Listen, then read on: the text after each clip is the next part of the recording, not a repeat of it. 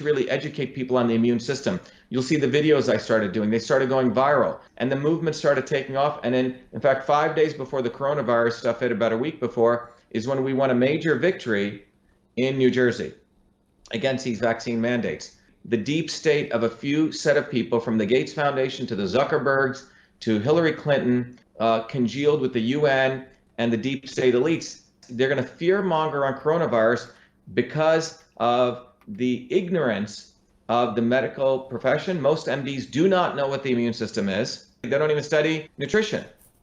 Based on that ignorance, they were going to scare the hell out of people with the coronavirus to essentially say, we need to do this for the quote unquote common good.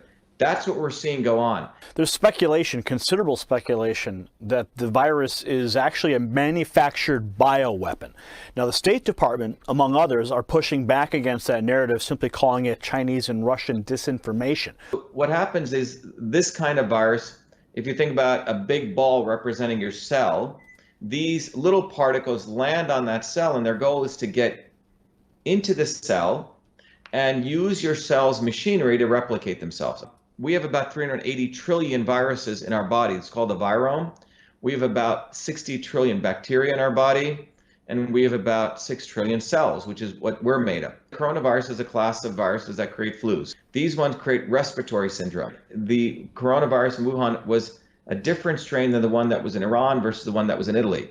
And there's reports that I've read, it's hard to verify a lot of this, that all of those different viruses go back to one common branch, which actually goes back to Fort Detrick, in the United States in North Carolina.